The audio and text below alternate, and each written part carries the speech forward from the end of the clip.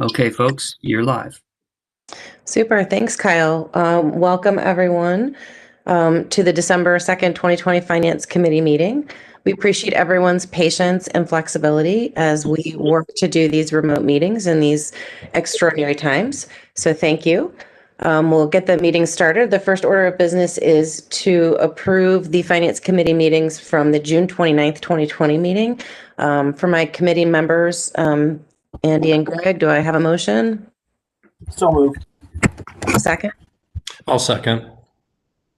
Please call the roll. Mr. Keeler, Yes. Mr. Peterson, Yes. Ms. Aludo, Yes. Awesome. Thank you. So, Matt, I think I'm going to turn it over to you to walk us through all of the bed tax grant applications. Thank you, Chair. We're going to start tonight. We have an agenda prepared. I think that was supplied to the applicants. So tonight we have first on the agenda is the Arthritis Foundation. We have Susan Davis and Kevin Gadd from that organization. Welcome. I'll go ahead and start if that's okay. First of all, I want to say thank you to the Finance Committee for allowing us to come and speak with you about our event this week. We obviously raise the funds during the car show that we hold at the Dublin Metro Center every year for the 2.8 million adults who have arthritis in the state of Ohio, and that includes 5,000 children. So that's the bottom line of the funds that we raise, and so it's a pretty important event.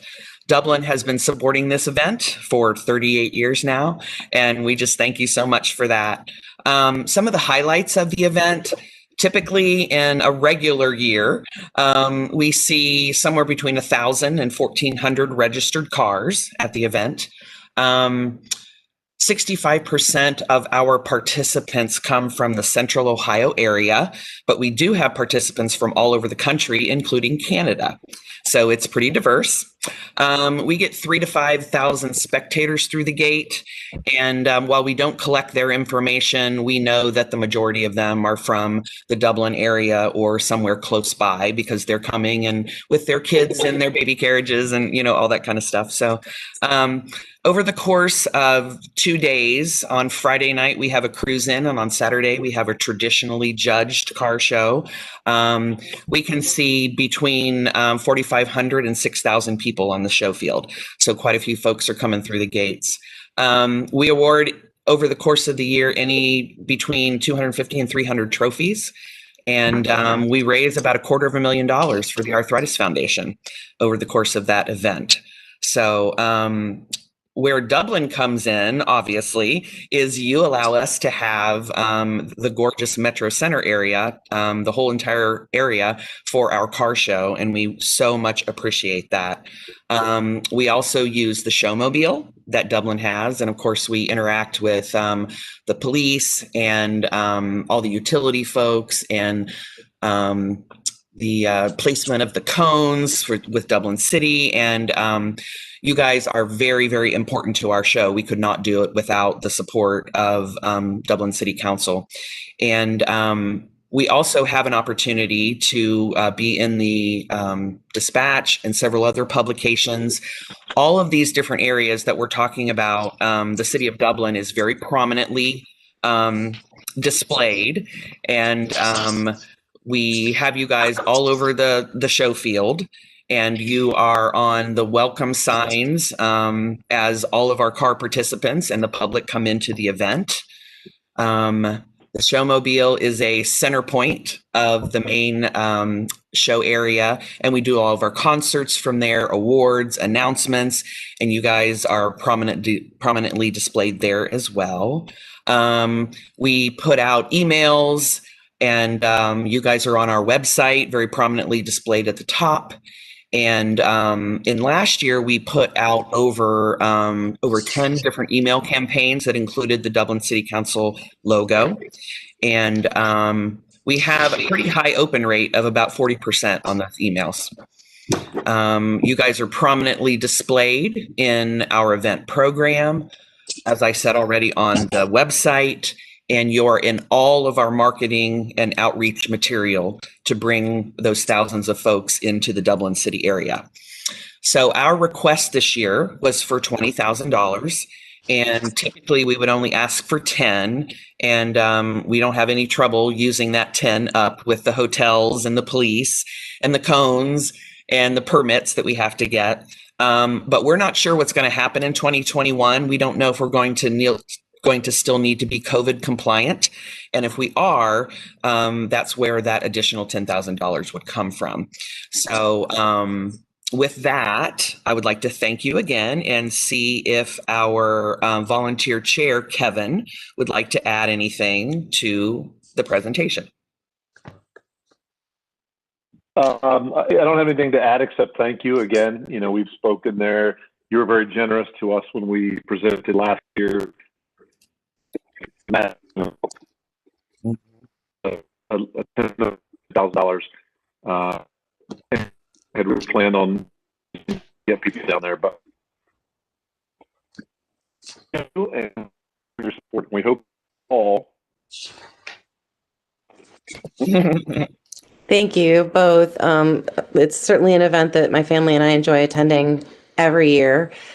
Usually my husband and son and father-in-law outlast me. They can go out there all day long and look at cars. It can be long days, that's for sure.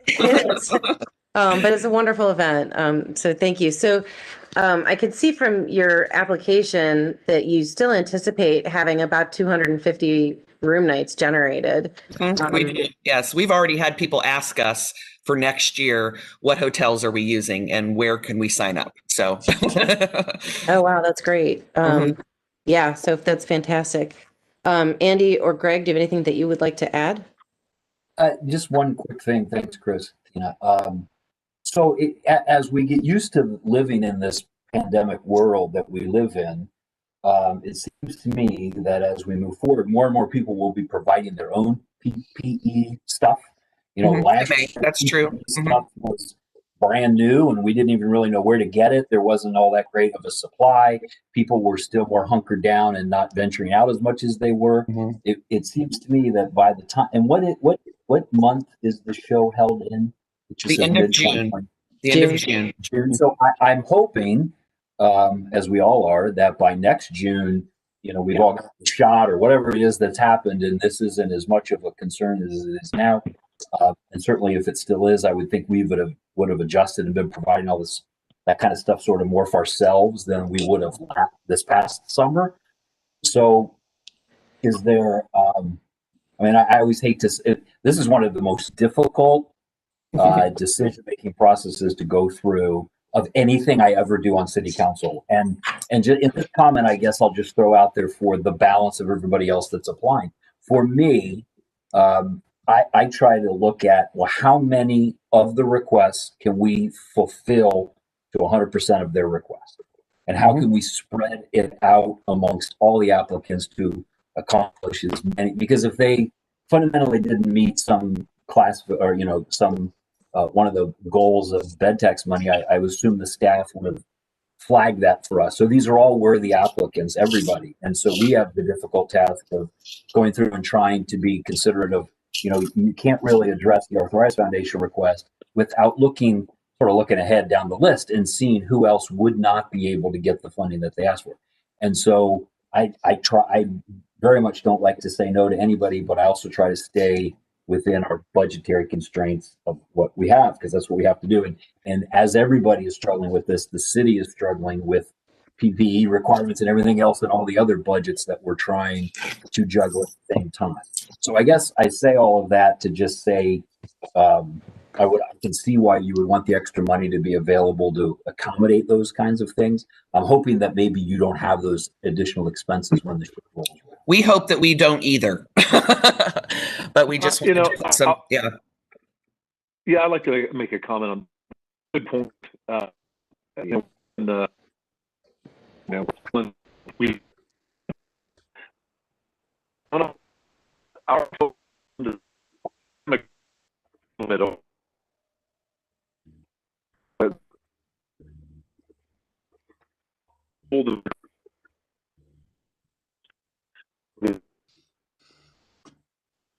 provided for sanitizer, but the bathroom, I think we're going to have to all together. Those are it's going to have spread our out.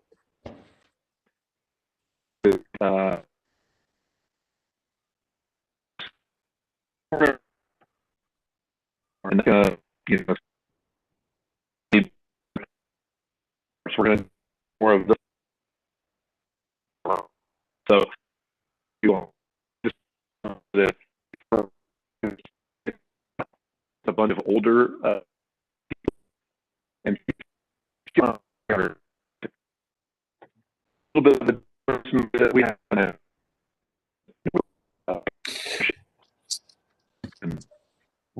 Thanks. I appreciate all those comments. And to Greg's point, is to put things in perspective with a little bit of context.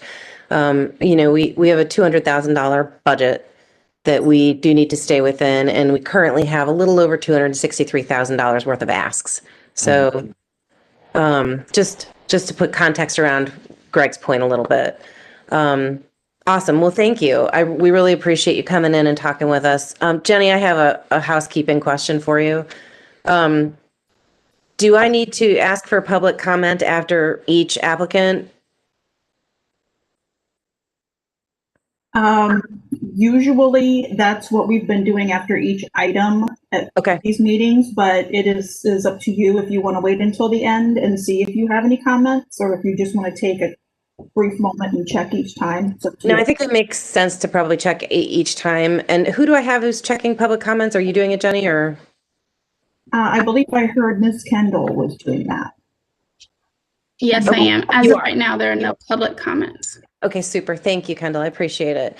And as for the applicants, how we normally work things and when we're all kind of in the real world is when you're done doing your presentation for your section, you certainly are feel free to drop off the call. You can stick around and watch everybody else if you'd like to, if you have insomnia or something. But please feel free. Don't feel like it's rude or anything to drop off, because typically our applicants would normally leave.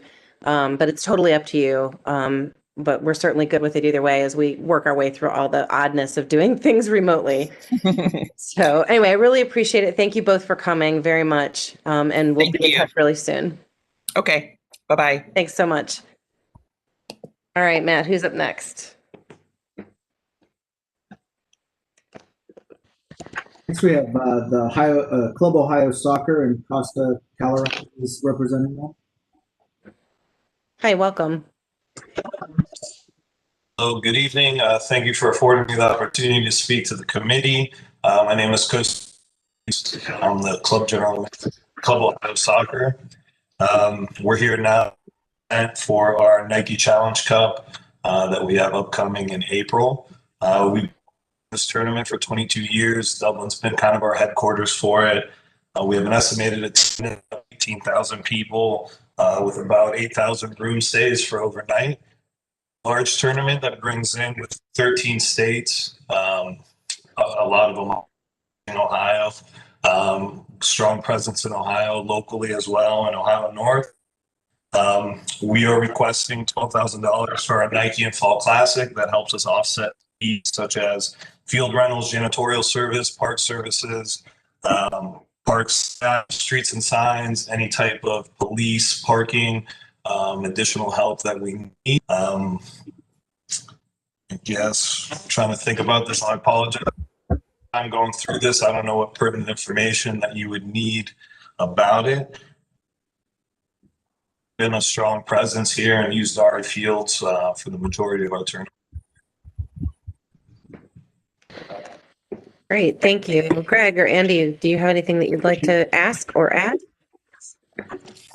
I just want to clarify one thing. You were breaking up a little bit during your presentation. It's the ask 12,000 or 7,000? I believe we're just using the statistics that we used from last year since we got canceled due to COVID. I think for the events that we had, it was $12,000 that we requested last year, so we just kept it the same for this upcoming season. It's What's that for? Matt, correct me if I'm wrong, I'm seeing this the same way that Andy is. I'm seeing the not requested at 7. Is that correct? I'm just looking at the document that was presented to me. It's been 7 and then 5 for a previous tournament. Maybe that's where the 12 comes, but if it's, I mean, I believe that on the application, Gotcha. it's probably correct. I don't know if she combined when we submitted it for the 2 events and it created 12. So I for that if it's individually for the event 7.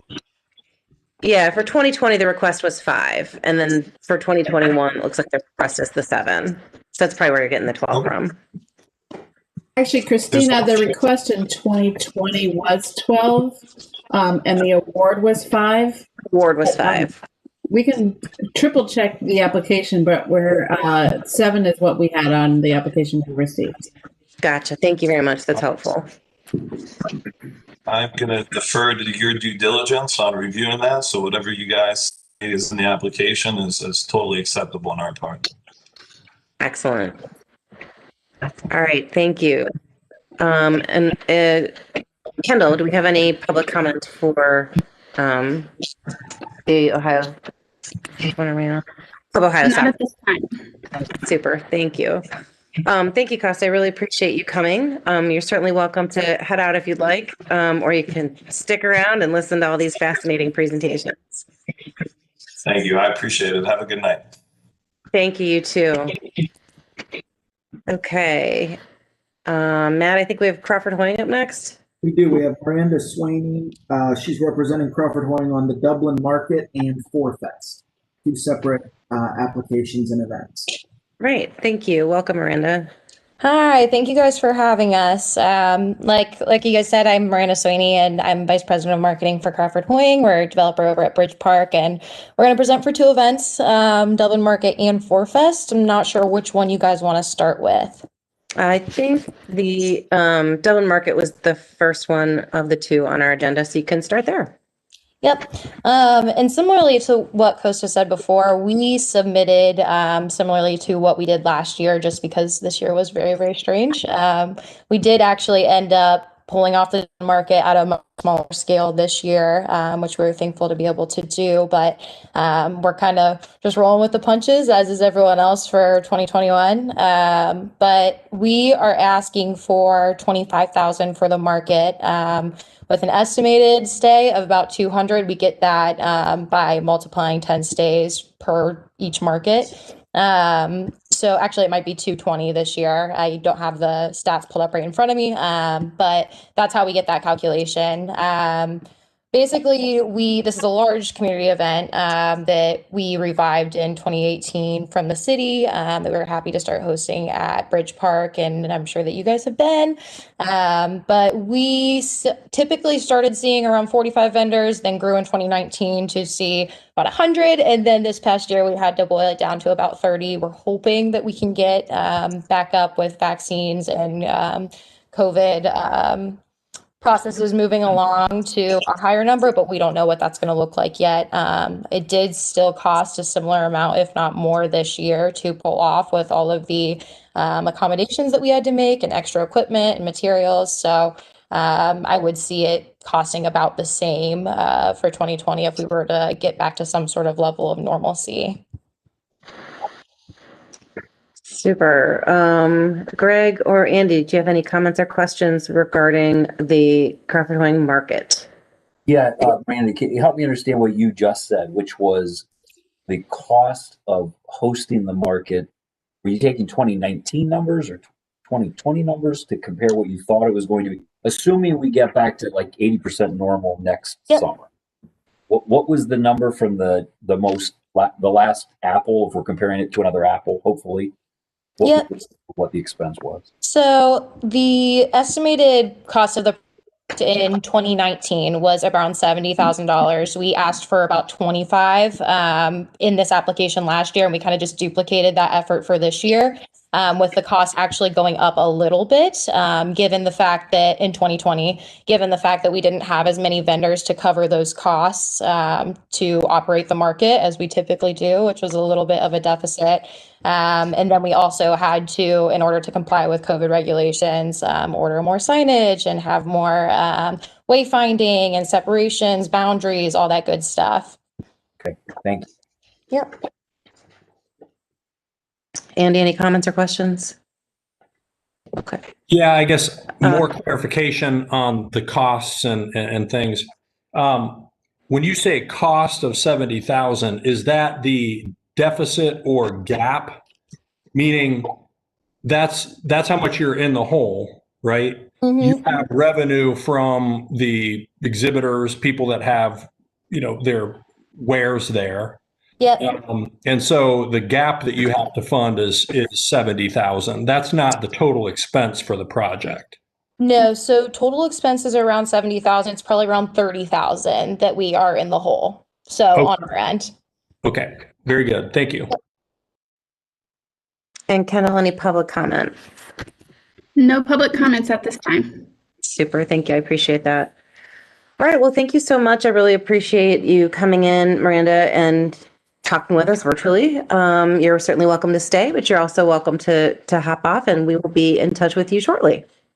Real quick, do you want me to go over ForFest? Oh, shoot, of course. You're on the next one. Stick around for the next one. Yes, please. You can launch right into ForFest. Sorry, guys. Stuck with me again. So ForFest is an event that we typically pull off in partnership with the Memorial Tournament. Huge draw to Dublin in the summertime. So we launched this in 2018, and again, similar to the Dublin market, continued to grow the event. And then in 2019, it ended up being a 3-day event. 2020, it was going to be a 3-day event. We were actually going to bring national acts, but obviously 2020 was what it was. So we are hopeful that we've been having conversations with the Memorial Tournament, and we are hopeful that we can pull something off this year as long as everything with COVID continues to be positive with the vaccinations. But again, we don't know what that looks like. So we're also planning for it to not go that way and have a more segmented experience versus that bigger, large scale music festival experience that we once had. So the amount we're requesting from the city is about $50,000, with the cost of the project being about $300,000. Typically, we make up for that cost with sponsorship and then just our partnership with the Memorial Tournament, as well as vendors who come to the event, but we still are in the hole a little bit there. Estimated overnight stays are stats from the hotels, because obviously they're very full during tournament week. At around 459, we actually may have Spring Hill Suites online at that point as well, so that number may go up depending on how development goes. Great. Questions, comments, Greg and Andy? No? Okay. Kendall, any public comment? No public comments at this time. Excellent. Thank you. Well, thank you again, Miranda. I wasn't trying to shoot you out of here prematurely before. I apologize. No, I appreciate you guys. Yeah, thanks so much. And we'll be in touch with you guys shortly. All right. Thank you. Have a good one. Super. I think we have the Crohn's and Colitis Foundation up next. All right. My name is Maria Jones, and I am the Take Steps manager for at the Crohn's and Colitis Foundation. I'm new to this piece here, so first, thank you so much for inviting us to come out. We appreciate the opportunity and I'll tell you a little bit about our event. So we have a walk for our patients, and it's going to be Saturday, June 26, 2021, and in most years, it's upwards of 2,000 people. It's a festival, you know, it's live music and kids area, pet-friendly walk, and all this other good stuff. And it's really just an opportunity to let our patients know who are managing or dealing with Crohn's disease and or ulcerative colitis that you are not alone. And all of us, you know, come together so that we can support our patients. Now, if we are unable to have an in-person walk this year, we do have a plan B, which is we will still have it at the Dublin Kaufman Park. But what we're planning this year is a drive-through event, which for the most part, you know, folks will stay in their cars, and it will be much like going to the drive-in movies. You know, we are planning to a screen so that we can still have a presentation and different speakers and announce the top teams and then, that sort of thing. Everyone stays in their cars. We'll have volunteers who will give out goodie bags. And then, of course, we'll have signs for our sponsors and this sort of thing. And we are asking for $2,500 to help us offset the cost of screens and sounds for the park. Our patients are suffering with bowel disease, and so we want to make sure we do have enough. Like was mentioned earlier, the bathrooms, facilities, that sort of thing, and so we're hoping that it will cover the money that we may get from you all will help us in that endeavor. Super. Thank you. Comments or questions, Greg or Andy? No. Any public comment, Kendall? No public comments at this time. Great. Thank you. Well, Maria, thank you so very much for coming in and talking with us. We really appreciate it. Did a great job on your first try. So thanks for do it in this different environment, Yes. Well, you mentioned I did a good job, and I got to say this one really, really important thing, and that is on behalf of our 3.1 million Americans suffering with Crohn's disease and or ulcerative colitis. Thank you so much. Thank you, Maria. We really appreciate it. Again, you're welcome to stick around or hop off, and we will be in touch with you soon. Thank you. You guys have a good evening. Thanks. You too. Bye. Okay. Looks like we have the Dublin AM Rotary up next.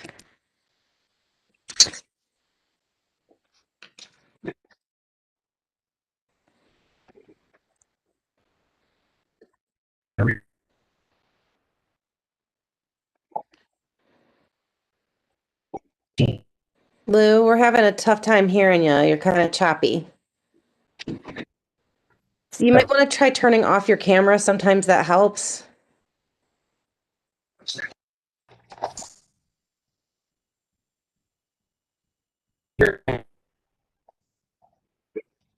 Yeah, it's a little bit better. Yeah.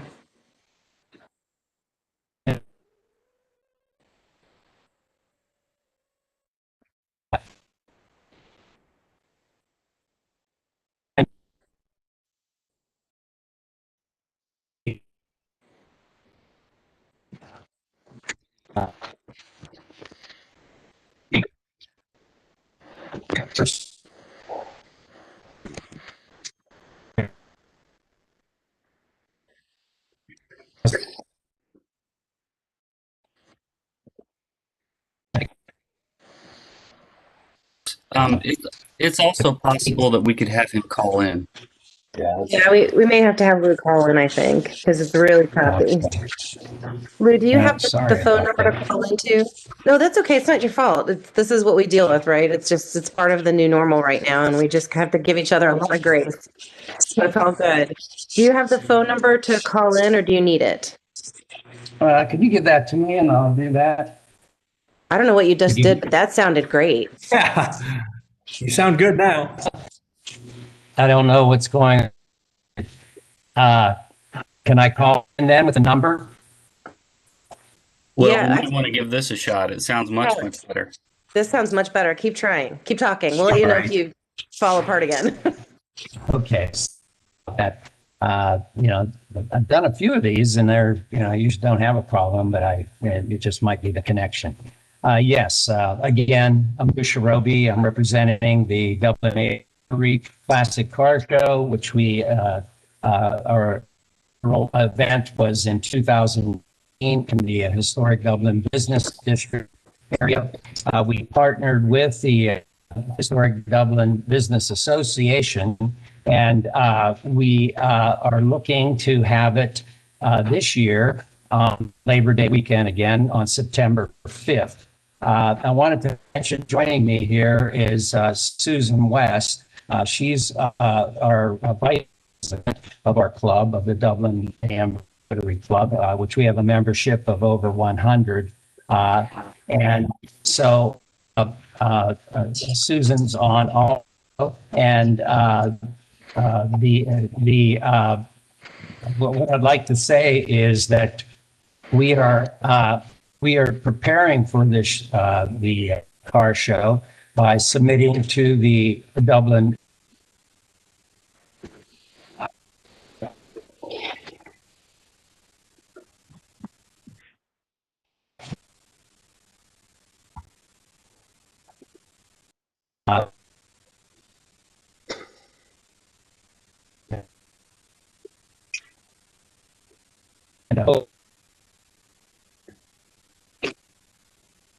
go.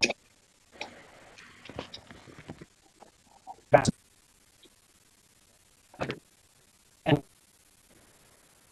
interest.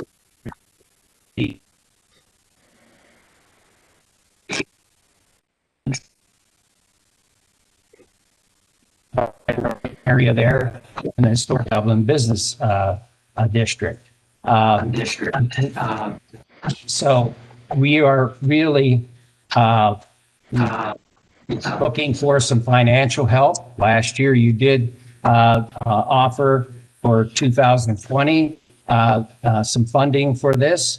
We a list of people who attended at the last show, which is about 130 people. We have their email list and so forth. And I would say about 10% of them came from out of town. And this was the attendee, not the attendees, but the car show exhibitors. We had probably about 400 people attend as spectators. So, and we're looking forward to September 5th, 2021 event. And we feel that right now we have some interest in it. Even now, people are planning for next year, these car shows. We're advertising Old Ride, Old Ride website. It's a national website for car shows. And if you go there, you'll see you'll see we're listed for this coming year. And we also have a website, www.dublincarshows.com. And we're taking reservations now for this event. So we're hoping perhaps the city can help us put on the show cost, and hopefully we can make some sort of a profit for the Dublin AM Rotary, which is a 501c3 organization, and that the proceeds local charities and other projects that go on in the Dublin area. So, President, if you want to say something, maybe add to this, please feel free to go ahead. Lou, I think you hit it on the nail on the head, and I think we had a fantastic opportunity in 2019. Unfortunately, 20 was canceled, so we're hoping though that the momentum that we built in 19 and the interest level that people still are very, very interested in continuing on the tradition. We look forward to having our second annual car show Labor Day weekend, and we hope that we can get your support. Lou and Susan, thank you very much. Andy and Greg, any questions or comments? Nope. No, thank you, Christine. Great. Kendall, any public comment? No public comments. Super. Thank you. Thank you both for coming in virtually and talking with us. Certainly feel free to stick around through the remainder of the presentations, or feel free to hop off as well. Really appreciate it, and we'll be in touch shortly. Thanks. Bye. All right. Moving onward, I think I lost my place here. We have, Dublin Arts Council. Christina? Yeah. It's David. I'm joining you via phone. My network isn't so sorry about that. Oh, that's totally fine. It's all good. All right. Well, yeah, feel free to just walk through your application for us. Sure. So we're seeking support in the amount of $16,000. We've secured funding from Cardinal Health, and we have grants into Ohio Arts Council and Puffin Foundation. So it's a $16,000 request, and it's for an exhibition, which is a retrospective of a 2-year art and wellness initiative. And we're inviting the public to reflect on community wellness before, during, and after the pandemic. This is a blend of in-person and virtual experiences for all ages. There are limited gallery appointments at this time, but it is also virtual. So we're having a collaborative community art making activity and then outdoor community artwork display in bubble tents, which has been recommended by Jane Fox. So we'll see how that works out. We'll have virtual artist talk and scavenger hunt and virtual field trips. So we're showcasing artwork and community building projects that are created by Dublin businesses, restaurants, and residents. The Art and Wellness Initiative continues to receive positive media response. So we're looking for some great coverage. And this amplifies the city's safety and health messaging by sparking dialogue around the topics of well-being for residents, corporate citizens, and visitors. And it also supports the Dublin City Schools hybrid student model. So that's sort of an overview of what we're doing. That's great. Thank you, David. I appreciate it. Andy or Greg, any questions or comments? No. No, thank you. Wonderful. Kendall, any public comment? No public comments. All right, super. David, thank you so much for joining us. I really appreciate it, even though it's by phone. I totally get it. Have a great evening, and we'll be in touch soon. Okay, thanks so much. I appreciate Thanks, it. David. Bye-bye. All right. Next, we have the Historical Society, and I'm pretty sure I see Tom on there. Hi, Tom. Yes, hi. I hope the audio worked for me. You sound and look great. Well, I'll take the sound part, and thank you very much. The Historical Society is requesting just over $4,100 for what the application calls, or what the company calls, a listening system. Think of it as headphones for people who go on tours, and then the guide has a headset and a microphone to talk to the people who are on the who have the headsets. Some of you may have used something like this before if you've ever been on a tour in a noisy environment. I've used one when I was in a manufacturing plant on a tour, and it's amazing how well it works. The guide had the microphone, and all of us who were on the tour had just a headset, and we could hear him on the tour, despite all the other noise around on the manufacturing plant. So it was remarkable. And I remembered that when I was talking about this with some guides, some of the other guides this summer, after we did a tour at appropriate distance back in June. And they said, we need to come up with something else. So I started researching and found this device. And you can do it with up to 20 people. And if we buy a second headset, we can split the people into 2 groups and have guides take 10 people each and socially distance and take 20 people in 2 tour groups all through the historic district. So this would be a great thing for us to be able to continue doing our tours, which the Historical Society has been doing since about 1985 through the historic district. And I've been doing them for about 20 years. So I've been looking for some other way to do this more effectively. And when the conditions are right, or when the conditions improve, this will be perfect for driving tours. I've had more requests in the last 3 years to do driving tours for seniors on buses. And it's very difficult to do, as you might imagine, to do a tour. And when you're standing in front of a bus and trying to describe what people should be seeing, and you keep turning around to tell people what to look for, and you have some people who might have hearing difficulties as it is, and you keep turning around, looking forward, then turning around and talking to them. A device like this would solve so many problems. It's just a real. It's going to be a real not time solver, but problem solver for the historical society, and we can share it with the Dublin Arts Council. I've talked to them, and they supported me with a letter in the application.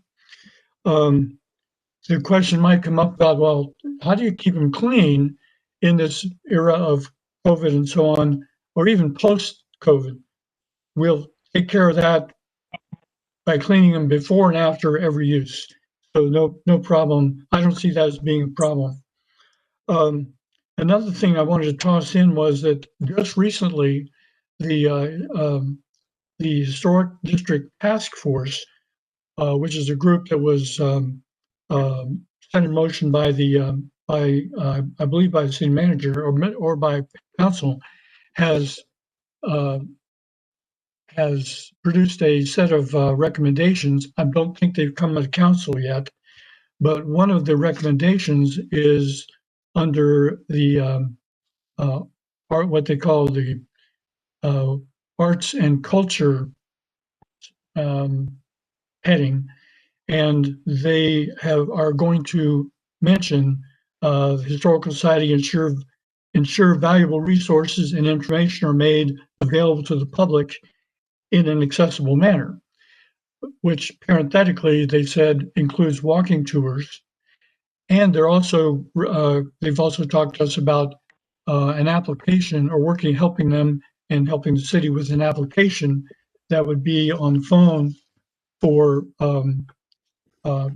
visitors and residents. But that's going to take a little while to get ready. But even when we have that application done, which we've already worked on in past years, there'll still be a need for walking tours to deliver that true Dublin engagement and hospitality that helps make that historic district special. So that's what we're looking forward to doing with this bed tax money, which we hope to get from the Finance Committee. I appreciate the opportunity to make our pitch and hope to have a favorable outcome. Wonderful. Thank you, Tom. Really appreciate that. Andy, Greg, any questions or comments for Tom? Just to thank Tom for what he. I think this bed tax grant process goes exactly the kinds of that kind of project that you just identified, Tom, that would attract people, not only bring people from the outside in, but also allow the people that live in this community to learn a lot more about the community that we live in and the history of it. So it's exactly designed for precisely that. The only thing that makes all this such a bizarro situation is COVID and all of that. But what it is you've done for this community and spearheading this program, it's really fantastic idea. Yeah, I would agree. Nothing short of extraordinary. So I wanted to throw in one other comment. Excuse me, Andy, that this year, after our walking tour this year, one of the guides said, why don't we have a wheelchair tour? And I thought, that's a good question. There's probably a better term for it. So I challenged a couple of the guides to come up with a good route that would be the most accessible and have the least number of obstacles. So we have one. Then when we change our website, this coming up soon, we're going to be able to I'll say advertise or make people aware that we have a way to deliver that tour for people who are also constrained somewhat in their ability to get around if they're in a wheelchair, but not just a wheelchair. They could be in differently abled by other means as well. That's excellent, Tom. Thank you very much. Kendall, any public comment? No public comments. Super. Tom, thanks again. Thanks for all that you do. You're certainly welcome to stick around for the other presentations. You can hop off and we'll be in touch with you shortly. Excellent. Moving on. So we now have the Jerome Senior, that one was administratively approved, so we're good there. The Dublin Music Boosters. Yes, hi, that's me, Danielle Hodge. Hi, Danielle. Welcome. Thank you. Thanks, glad to be here. And again, thank you for inviting us to do this. Oops, can you hear me okay? Yes, there's an echo.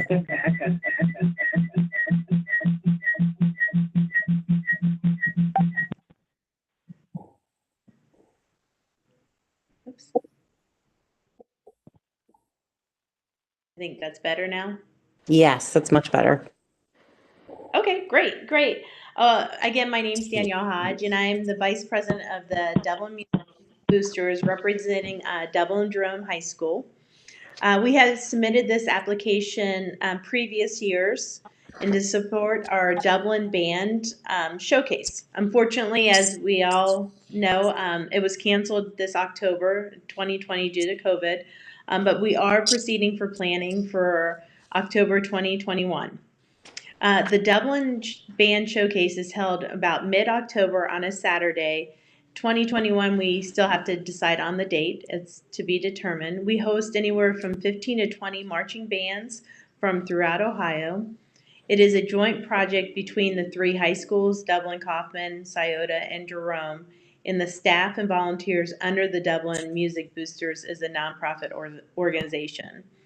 This is probably our biggest fundraiser or our major fundraiser for this organization. Also, this organization helps support Dublin City Schools music education K through 12, which is very important as well. We are requesting $1,100, and we need this to go towards, if we are granted it, our police. The police department service is what we contact and use for all of our security, for our concession stand money, our traffic, our visitors experience, our tickets. They do a lot of stuff for us, and especially they do the parking for us, which is huge. Our history in the past is we've had 2 police officers, and it cost about $756. But we have noticed that we actually need a 3rd officer to help with evening traffic and parking. So we figure between that, the extra officer, and also possibly the hourly amount, it may change with the city. It may increase based on the city's, fee schedule, in that the 3rd officer as well would cost us more money. And that's why we're looking at $1,100. The 3rd officer would, just to let you know a little background on what the officers actually have done for us. In 2019, we parked 59 buses, 45 equipment trucks, and 2 semis brought by the participating bands. These need to be, our parking lot is not that big, so they need to be strategically parked and monitored, and we get them in and out, and that's what one of the officers obviously would help us with doing that. This takes, since it takes all of the parking lot, then we also have to have parking for all the attendees and the people that are viewing.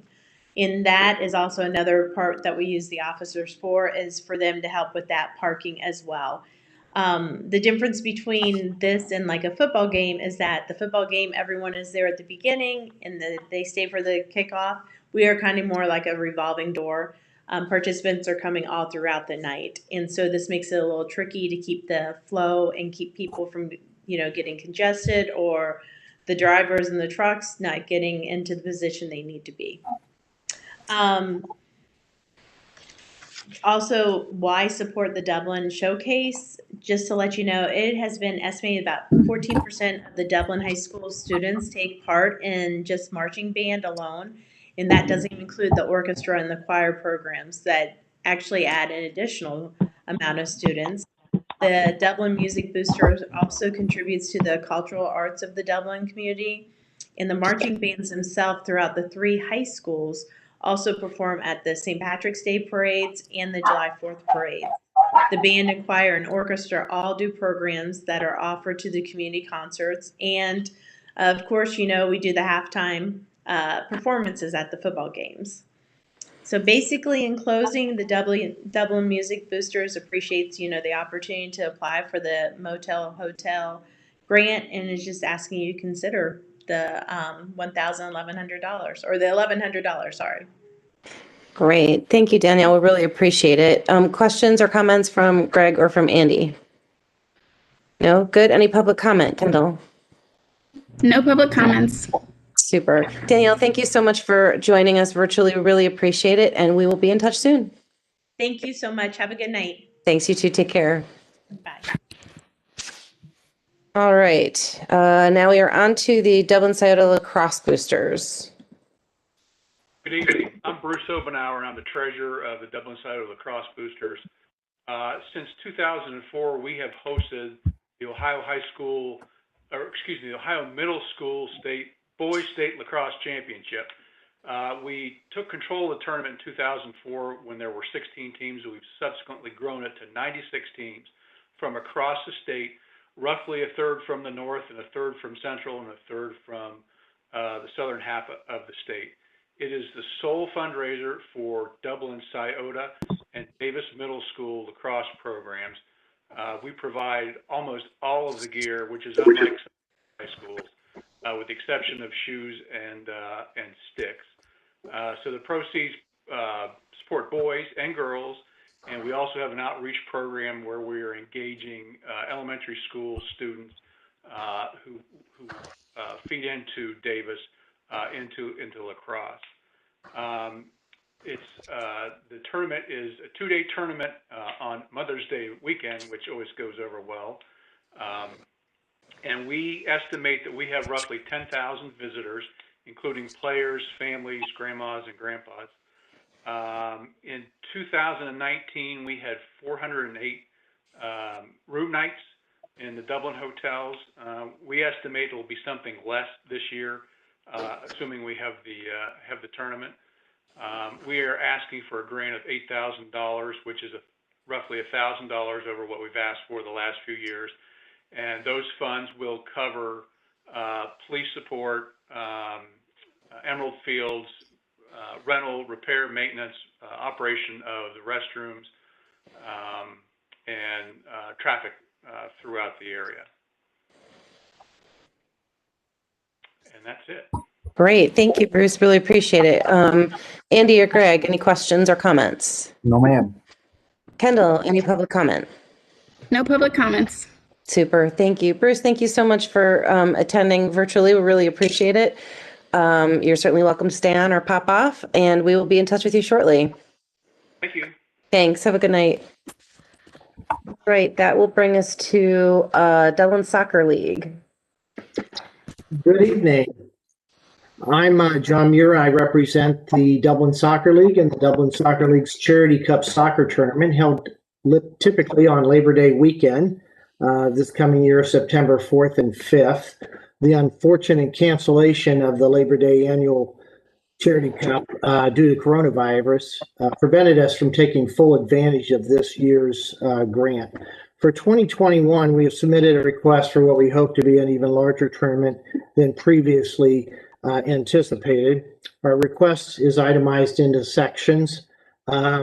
First and foremost, our city services, estimated about just short of $5,000. That primarily covers restroom attendance and other city-related services. Other tournament-related assistance totals around $1,700. That primarily includes athletic trainers, portable toilets, etc.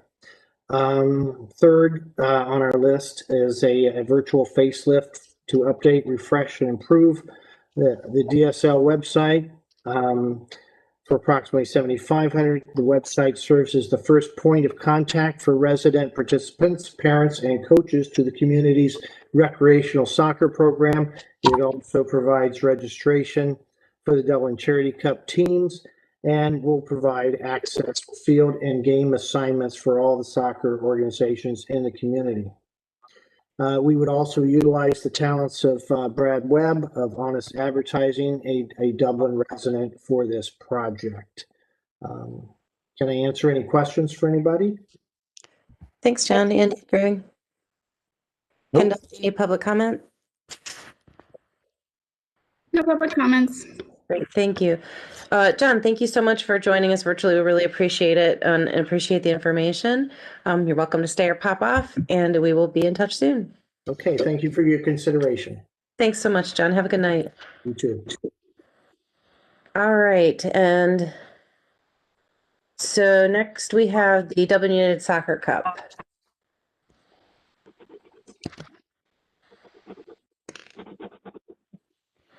Do we have a representative here from Dublin United Soccer Cup? Okay. I think Stevens is muted. Yeah, it's muted. Can you hear me now? Yes, we can hear you. Okay. Can you, my name is Chuck Stevens. I'm with the Dublin United Soccer Club. This evening, we're talking about our application for the Dublin United Champions Cup tournament that we hold annually in September of each year. We typically have somewhere between 200 and 260 teams attending. This year rather on the low side because of COVID. This is something we did not anticipate. We did not anticipate on filing our application last year that we would have almost double the expense when it came to Dublin City expense.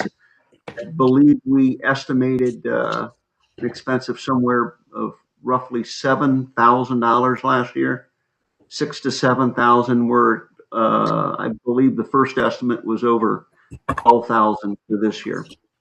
So the application this year is $11,340. We hope to again host as many as 240 to 250 teams next year.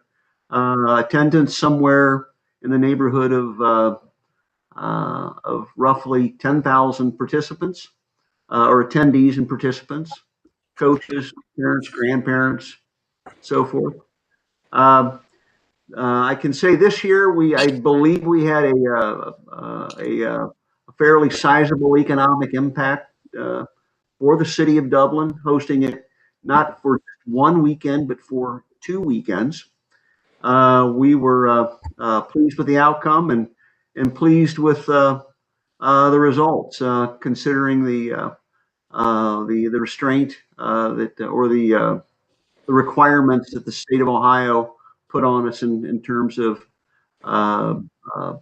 participants, the participant play. So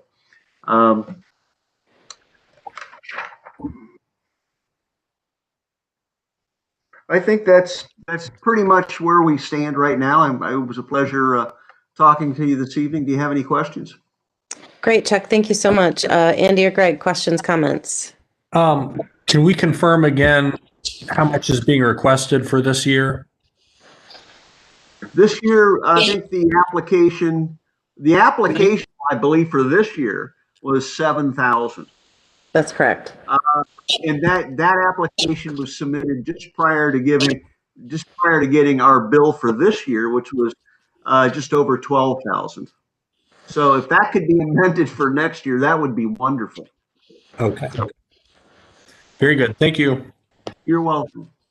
Kendall, any public comment? No public comments. All right, super. Thank you. Chuck, thank you so much for joining us virtually. We really appreciate it. You're welcome to stick for the rest of the presentations or hop off, and we'll be in touch with you shortly. Thank you again. Thanks, Chuck. Thank you. Dublin Youth Athletics. Good evening, everybody. My name is David Hannon. I'm the Director of Travel Baseball for Dublin Travel Baseball, which falls under the umbrella of Dublin Youth Athletics. We appreciate your consideration of our application for $21,000 in funding. This would be the 17th year of support for our program. And I apologize, my computer is spinning. Can you hear me okay? We can hear and see you just fine. Okay, good, because I wasn't quite sure. This again is the 17th year of our program. This year we anticipate having between 100 and 120 teams participate. The age range is 7U to 14U. After 1 month of registration, we have more than 50 teams registered, so we're very excited. We've already exceeded the number of out-of-town teams that we had in the past year, so that's terrific news for us. We did quite a bit of marketing and videos in the Indiana area, and we attracted 9 new teams from that area for the Memorial Day tournament. So we're very excited about that. This year we will not be using the school fields. Instead, we'll be relying solely upon the city fields. Our tournament has a reputation of being a premier tournament and attracting top talent teams from a 5-state region. We're very excited about partnering with the city and the opportunities that this funding will allow us to provide or to pay for the municipal services that we receive. I do want to mention that this tournament is in memory of Wayne Williams, who was a community activist and very strong supporter of Dublin Travel Baseball. I don't know if there are any questions at this time, but that's pretty much all I had prepared for opening remarks. Thank you, David. Greg, Andy, any questions, comments? None, thank you. Thanks, David. Super. Thank you. Kendall, any public comment? No public comments. Great. David, thank you so much for coming and showing up virtually. It's always a little bit of a challenge. It's like, can they see me? Can they hear me? We've certainly all had our moments for sure. Barking dogs, kids, what have you. So appreciate it. You're welcome to stick around for the rest of the presentations or hop off, and we'll be in touch shortly. Thank you. Thanks so much, David. HDBA. Yes, hi. This is Rick Gerber, president of HDBA. How are all of you this evening? Hi, Rick. Welcome. It's good to see you. See you again. Can't see your face, but I can picture it in my mind. Well, I'm talking by way of my iPhone because we had some difficulty with the video and audio on my desktop computer. So hopefully you can hear me just fine. We can hear you great. Okay. Well, thank you for the opportunity to appear before you once again. This is obviously an annual event that we come before you. And as you know, HDBA, our objective is to generate awareness of and bring visitors to the historic district and our member businesses. Needless to say, 2020, as I say to everyone, it's the year that it wasn't. It's just been one curveball after the other, to say the least. However, HDBA did not just stand by.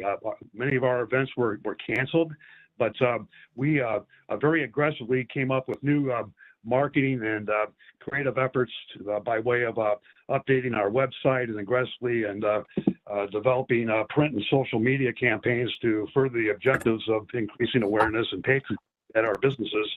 And although we encourage strong social distancing, we saw an incredible uptick of foot traffic in the district during the warm months. I think any of you that came through the district, the number of people that are walking across that bridge every evening, walking through our shops and restaurants and things, it was just absolutely amazing.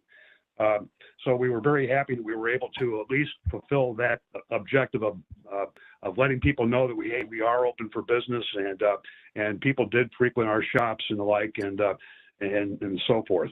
Our relationship with the Strategic Alliance remains strong, and with Bridgepark, we're coming up with a lot of new ideas and synergies to bring more awareness and visitors to the area.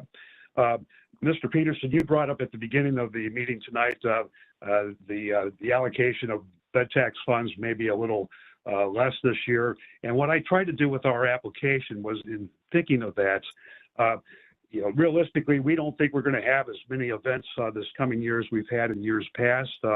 We're all hoping for a vaccine. We're all hoping that maybe by mid-year we can all get out and resume normal activities. So I try to break out our application that we will continue to try to bring awareness and foot traffic to the district, and we can do that with breaking out our budget. We've asked for 50,000, but we believe we can do that for 38,000. And then if we can put on events later in the year, that would represent 12,000. We're certainly willing to, if it helps in the process of garnering approval for our application, we are very willing to come back later in the year and ask for a supplemental amount for the events. So with that, I'll turn it over to all of you for any questions that you have. Thanks, Rick. Really appreciate that. Greg, Andy, questions, comments for Rick? Just similar comments. So much appreciate all your service to this community and the things that you guys at HDBA do. And when the Bridge Street came online, and that was just sort of folded into the incredible support of our businesses and in the historic district, it's been a terrific success what you have been able to do down there. And I, for one, am 100% supportive of whatever you're asking. Yeah, I would. Oh, Andy, you muted yourself. There you Sorry go. about that. Rick, I would like to just say we appreciate your flexibility and actually, be willing to take a little bit of a less of a commitment up front and revisit this later on down the line as we see things develop. As Greg said at the very beginning, we really don't know what things are going to look like in the summer of 2021. So if we can spread the love around a little bit more and then come back to the table later in the year if things are going well and up the budget, that would be great. So we appreciate, again, your flexibility and willingness to do that. Well, thank you for saying so. When I presented this to my board, I said, folks, realistically, because I've been in your shoes, folks, and I know that the budget will be a little lower this year. And frankly, we don't know. I wish we all had a crystal ball to say when all this danger is going to pass, but we just don't know.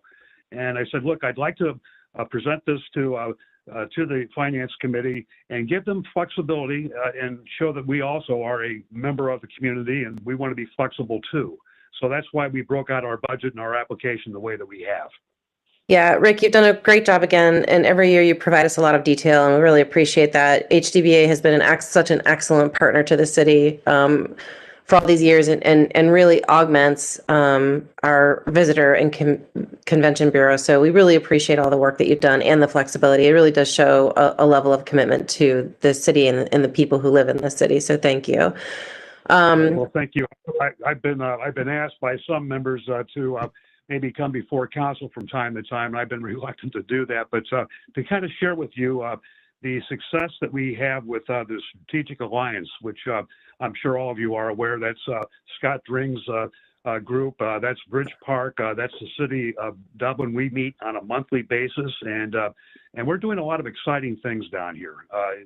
We really are. It's I've been doing this now. This is my 5th year serving in this capacity. I've been here longer than I ever thought I would be, but we're just having a lot of fun doing it. Yeah, well, you can't just go from city council to obscurity. It doesn't work that way, Rick. Yeah, I understand. Yeah. But thank you all for your time. And unless there's other questions, I'll get off here because I know you have a lot of work after you hear all these applications. You betcha. Kendall, any public comment? No public comments. Super. Well, thank you, Rick. Thanks again. We really appreciate your participation, and we'll be in touch with you shortly. So. Yes. Okay. Well, thank you so much. Take care, everybody. Bye, Rick. Thanks, Rick. Let's see. I think we are down to Ohio Premier Soccer Club. Correct.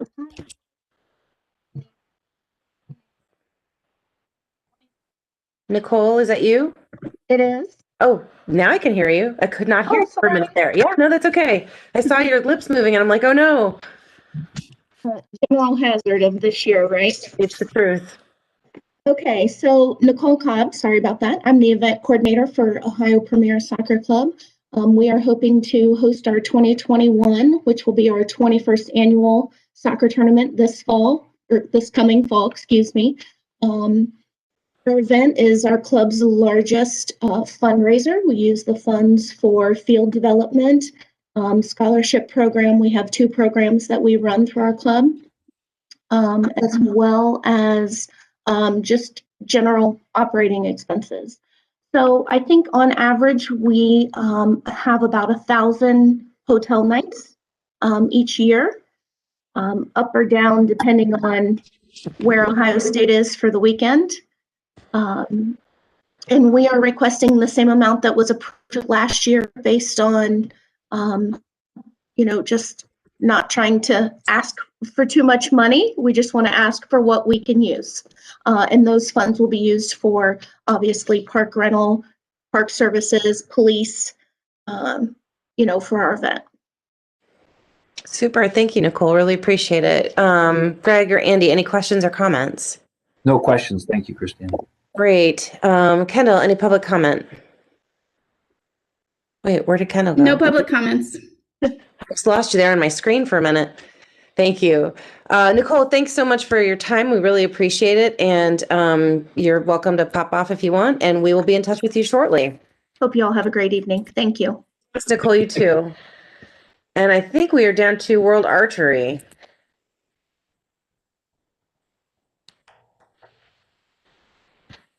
Yes. How are you guys doing? Good, Chris. How are you? Awesome. So I'm good. We are looking for the same thing we looked for last year. We are excited. We actually get to hold this event every year now, we believe.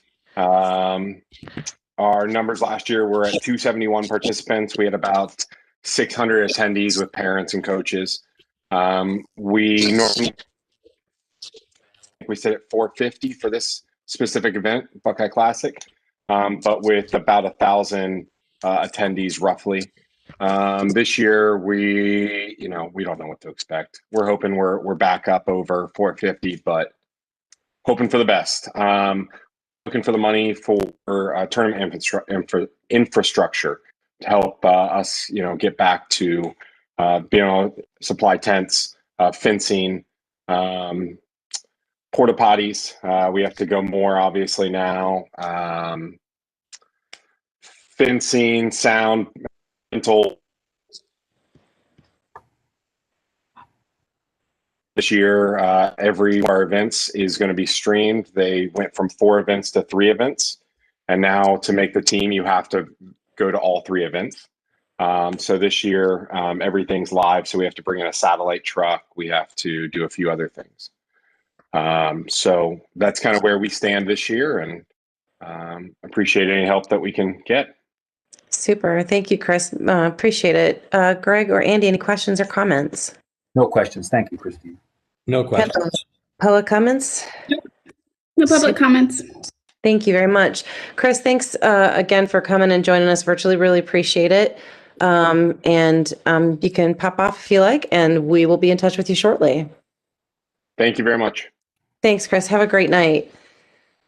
Okay. So Allison or Matt, have I left anybody off? Did we get to everybody? Yep, I think it looks like you got everybody. We got everybody. All right. Excellent. So I don't know, Matt, do you want to kind of kick us off and lead us through the rest of this discussion as we kind of talk through where we are finance-wise in terms of the request? I really appreciate that you put together this chart that shows us the amount of requests versus budget. We're at about 263,000. Our budget's at 200,000, which is what we really need to strive to get to. That is correct. I'm going to share my screen here. Hopefully this will display my information visually for everyone. As you said, the budget for this is 200,000. The requests have been 263,000. Job is about $11,000 easier than it was last year when requests were 274,000. You can see there in this what the 2021 requests were, and we have yet to make a recommendation outside of the administrative approval of the homecoming parade per the guidelines that we discussed in May, that only requests below $10,000 would be eligible for administrative approval. You can see, unfortunately, in 2020, we've had a large number of cancellations and spending is down significantly from what was appropriated. But as we discussed in May with the Finance Committee and then recommended and approved to Council, we would not be rolling 2020 funds forward, but we would provide flexibility for events that were held in 2020 that incurred expenses but did not proceed. So canceled events. Typically, we have a policy that we wouldn't pay anything towards a canceled event, and that policy was adjusted slightly in 2020 at the Finance Committee and then at City Council. So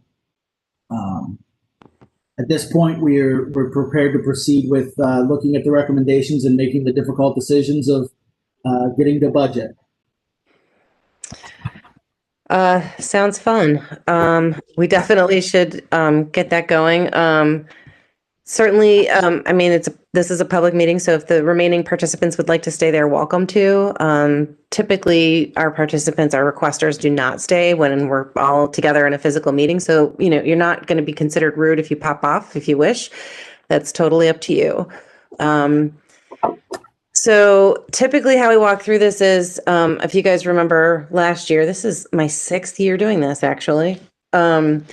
We will kind of go through and take our first cuts, and Matt does a very nice job at sort of keeping track of where we are throughout the discussion, sort of live as it happens, so we can know exactly where we are with our budget. So Matt, thank you ahead of time. I know it can get a little hairy as we go back and forth, and heavens knows what it's going to be like this year. We're about ready to find out. So Greg is our more senior member of council. I'm going to ask you to kick off with some of your recommendations for bringing this sucker down by 63 grand. You don't have to go through all of them, but let's kick off the conversation with you. And then Andy, I'll move to you and I will go last. Great. Thanks, Christy. You know, a couple of things occur to me as I look through the historical requests and awards and all of that, and that is the tremendous stability that we have in our community. You know, these are events that come back year after year after year, and the people that come back and make the requests are the same people that come back year after year, and they're supported in our community. And so when you look through the, you know, these worthy causes, it really is a reflection upon the stability of our community and the events that, quite frankly, this is, let's just be honest about it, this is the taxpayers subsidizing particular events in our community. And if you look at the list of things that we subsidized, it's a pretty impressive list. And the fact that they come back and they are repeat applicants says a lot about not only those organizations, but about this community and what we find to be a value that we like to subsidize. With that, I think that you know, the financial challenges that COVID is going to thrust upon this community are only beginning at the very early stage of coming into focus as to what this is really going to do to us and what it's going to do to budgets, not only the bed tax and our travel and tourism industry, but our budgets, our income tax collections, our net profits tax, everything across the board. We are only beginning to see what that's going to look like in the next year. And some of these are very fundamental structural changes in the way that we fund not only these kinds of things, but our local government. And the impact on our budget is across every single department. There is no corner of this community that is not going to be impacted by our revenues and the way that we fund what it is that we want to fund. You can mention to Matt Stifler the 20-day rule. Anybody wants to go ahead and Google that and see what the impact that may have on what has been a fantastic financial model that has put Dublin where it is. That may completely 100% change within the next year. And we are facing budgeting challenges and concerns that you could lose sleep over it. I'm sure Matt does. I'm sure Dana does. I do. If you think about it too much, you might just start to cry. So with all of that having been said, it is really important that we continue to support these events that mean so much to our community, not only to the participants, but to the people who attend these events and the people that come here to attend these events. But I think we do have the reality of a $200,000 budget, which Matt can explain how the funding of all of this. It's really there are not many communities who would say we are going to still try to fund at the same levels that we did before.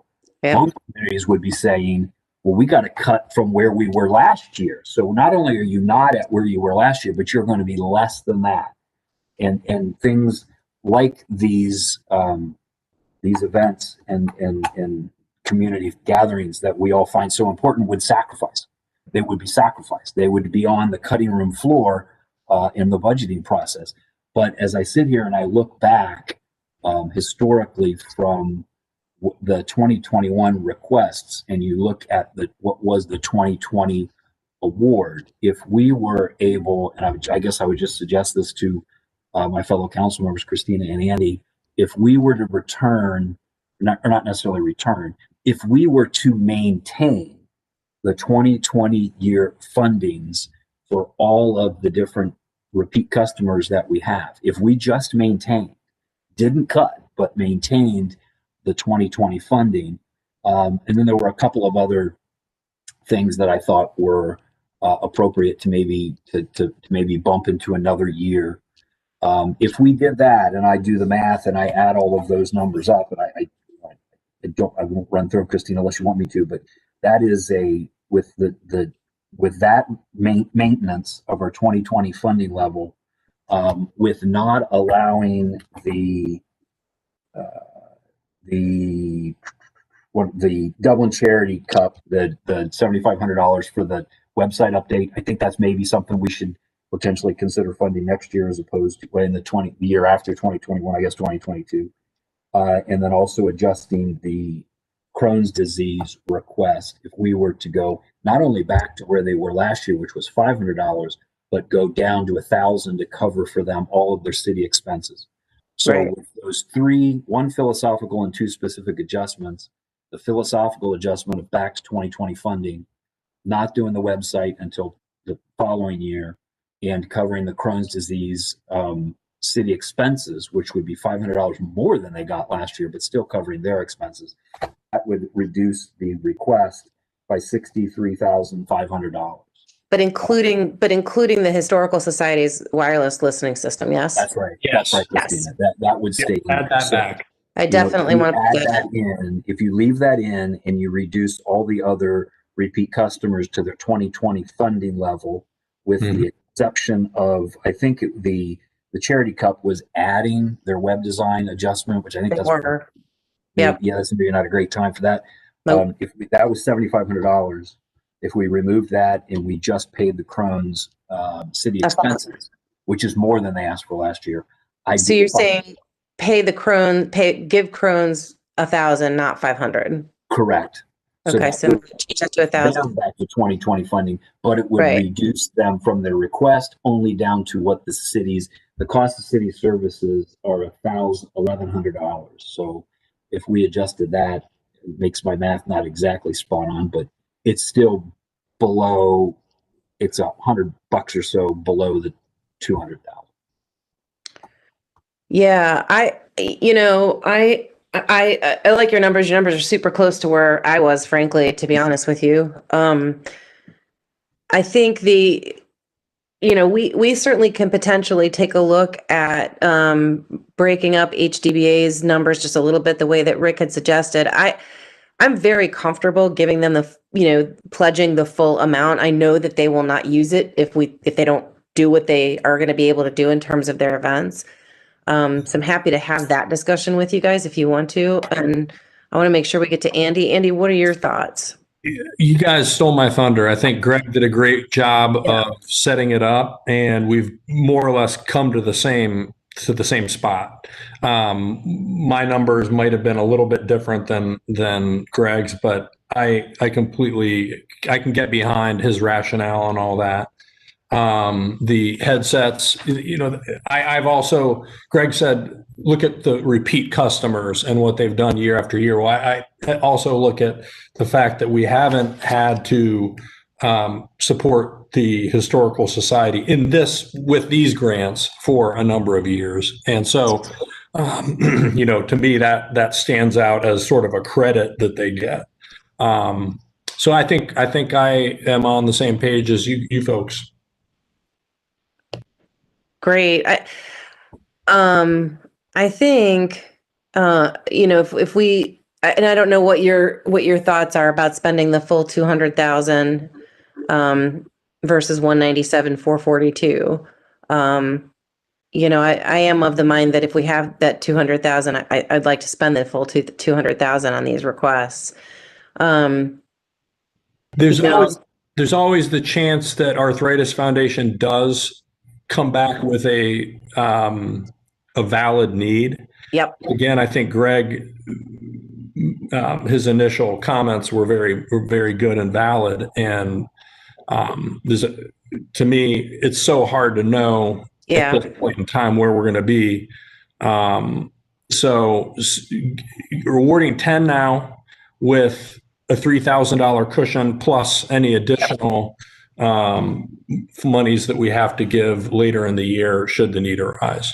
So what I was going to throw out there was, and Matt, you'll have to tell me if this presents any procedural problems, is with Rick's willingness to be flexible with what they're working on, knowing that some of their events may need to be canceled or altered, and with the Arthritis Foundation potentially needing some additional dollars, would it be possible for us to hold back some of that money? So leave Arthritis at 10,000, what we're showing here, bring HDBA back to that 38, and then invite them back mid-year in the fiscal year to say, actually, we actually are going to spend the additional money, or we have this additional need. Because otherwise, right now, Andy, there's no mechanism for us to do that without creating that mechanism. Do you know what I'm saying? I mean, they can come back and they can ask to make that request, but we don't have any natural mechanism for them to do that. So we could provide that, is what I'm saying. We could put it on the schedule. Yeah, that was actually something I was thinking about today. I support the Arthritis Foundation. I actually was on their board years and years ago. However, the procedure that we went through in the summer of 2020 to award that additional $10,000, it seemed to be out of line with the normal procedures. And again, I'm the rookie, so it was reading policy and trying to get an understanding of how things normally work. And my understanding was it came before the finance committee. The finance committee had a discussion like we are now, and then we go before council to make a recommendation. That was sort of a one-off that came directly to council and made a presentation directly to council. So I agree, if there is no such mechanism, which it doesn't sound like there is, we probably want to either avoid doing that or create the mechanism to make that happen. Yeah. So Matt, what are your thoughts? Do you have any thoughts or recommendations you want to make to us?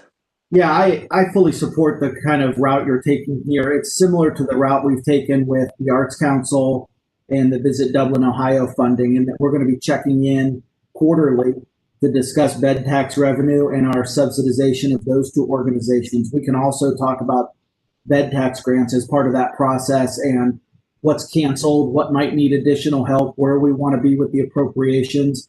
Maybe bed tax revenues come in much higher. I know we had a conversation, seems like a lifetime ago, but it wasn't that long ago, about wanting to increase this $200,000 appropriation. And this certainly isn't the year that could really take place. To Greg's earlier point, holding it flat is a real statement at this point, frankly, given where the hotel fund revenues are.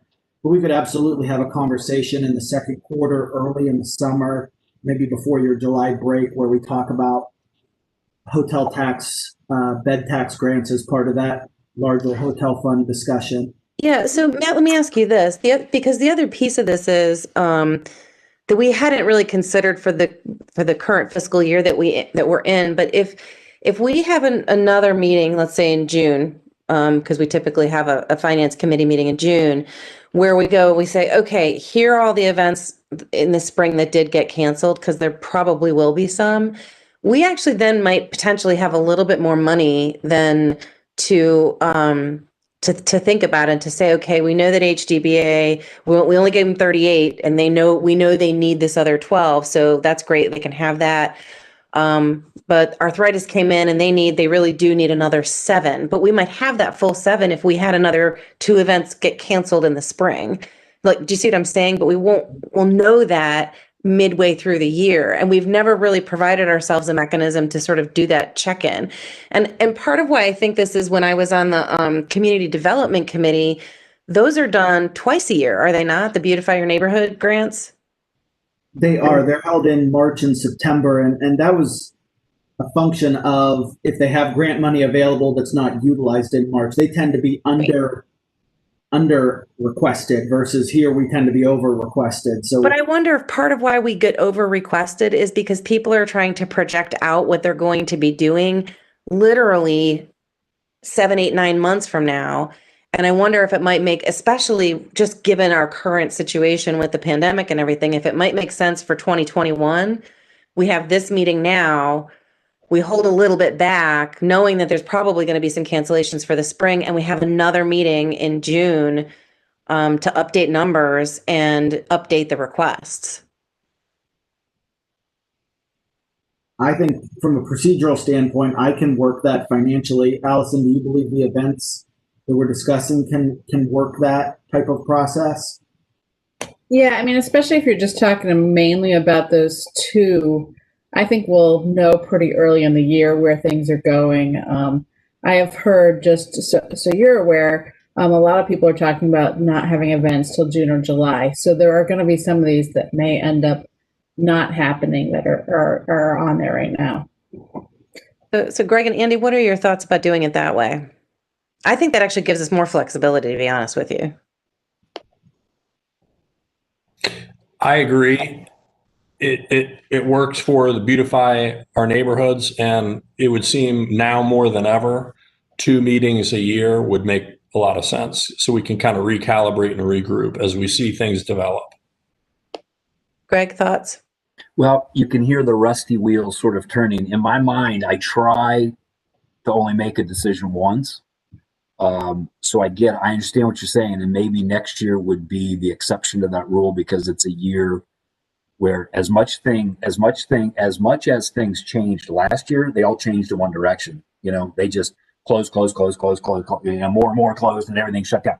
Hopefully next year we'll be going the other direction. We'll be opening up. And so you really don't know where that upper end is, what is opening and all that. So maybe it is a year for a check-in, as you say, to look at it again.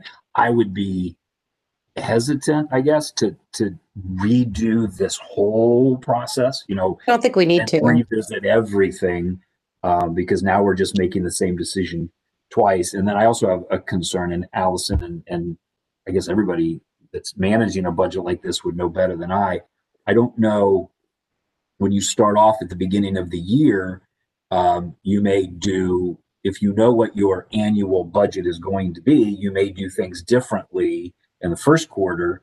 When ultimately your whole budget for the year, you may do it differently in the first quarter. You may be a little bit bigger. You may have more staff. You may do things, if you know down the road your budget is X, you may do things differently in the first quarter than you would second or third quarter than you would if you don't know what your budget's going to be. I'm not explaining that very well, but I hear what you're saying. And I think that part of what Rick in particular was trying to say is that they have thought of that, right? They've thought that much through their budget, and what they foresee as being doable for the year, with what they think might happen versus what they want to happen. And I think that you're seeing that with the Arthritis Foundation as well. They're like, well, we know we need this. We're asking for this additional amount of money because we really have no idea what it's going to look like. And I think that's part of the problem. Is I don't know that from a budgetary perspective, people have a great idea of what it's going to be, because we just don't know. I think you're right, Greg. In 2020, everything was kind of shut down, lockdown. In 2021, the hope is that things are going to go in the other direction, but we don't know how fast. We don't know how much. We don't know when. It could be March, right? And the vaccine's available to everybody, but it might not be until August, September. So I just feel like 2021 is sort of an exception year, where we need to just be a little bit more flexible in our thinking and how we process this than we would normally be. I'm not suggesting we make that a permanent change, unless we really think through it and think that that makes sense. What I'm suggesting is really just for this coming year, so that we can have a little bit more flexibility in how we're dealing with all of this. And I don't think we need to go back and redo the entire spreadsheet. I'm not suggesting that at all. I think those who've gotten very close to the amounts that they've asked for anyway, that they're done, right? That's it. They've gotten what they've pretty much asked for. We're good to go there. I do think I totally agree, and I can fully support that. Okay. If we sort of in our minds think, because what we don't want to do is to have another meeting where we're visiting this issue and a new organization comes in and says, well, hey, now I'm interested. So it's not, if we limited, it is sort of the implementation of the decisions we're making now. Yes. We will adjust based on what COVID does to us. Yes. And Yes, what I agree. If we limit it to revisiting the realities of what COVID may present to us as this unfolds, I am 100% supportive of that. I appreciate Rick recognizing that and those folks saying, look, we're willing to be flexible. I think that flexibility is not only doable, but it's probably very wise. Yeah. I would like to just sort of put it as clearly as we possibly can. That's the extent of the flexibility. This isn't a new applicant thing. This is, if the hotels start filling up and the budget for some reason, our budget is improved, it's not that. This is adjusting to the reopening of our community. I think that's a wise thing to do. Yep. No, I agree 100%. It is not to reopen it up and do it like the community development grants, like it's a brand new grant season, if you will. Closed list. I agree. I was just going to kind of add, so there's already a $15,000 cushion. Based on Allison's comments and kind of my sort of gut feeling, the first 3 months, the first 6 months of 2021, we might lose some of these events. Mm-hmm. So by recalibrating mid-year, we kind of know, for example, we know last year the archery event went on. And we're giving them what they're asking for, so they don't have to come back before us. Nope, they're good. Let's see. The Ohio Premier Soccer, for example, they're good. We don't need to worry about that, right? Right. You've got the Dublin Youth Athletics. That's pretty darn close to what they're asking for. So honestly, I think we could just go through the list really quickly and say, like, they're done, they're done, they're done, they're done. Here would be the only ones we would consider for any kind of recalibration in meeting again in June. Makes sense to me. Okay. I'm okay with that. All right. So, Matt, do you have enough direction from us, or do you want some clarification?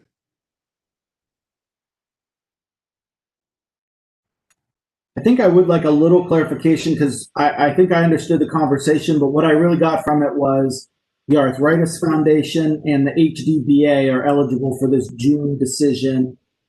I wasn't clear on if other organizations should be considered eligible, or because I think we ruled out World Archery because they received their funding, so they shouldn't be back. Did we want to have a more nuanced discussion or take that direction? I don't know where the line is between yes and no. We can certainly make a little bit of a rule on the fly here. If we awarded them, I don't know, guys, tell me what you think, within $5,000. What if we said if we gave them less than they requested and their request was somehow impacted or contingent upon COVID and the virus and all of that, we would revisit that at that time? Because what might happen, I guess this would be a great problem to have if in June the Arthritis Foundation says, yep, we need the $10,000. We're busting at the seams. Our community's open. Everything's big. We need the sanitizer and all of that stuff.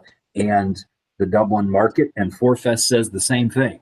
Yeah. We're going to be busting at the seams. We need more. Maybe that's when we would have to go back to council and say we need to go over 200 in order to fund these things. It is, and Matt has pointed out the slippery slope. I think that, It is. that there is. I think a way to do it, Matt, would it work to say if you received less than your full funding request and you want to revisit that question based upon COVID and the pandemic and the way that has affected your event, we would revisit that issue then.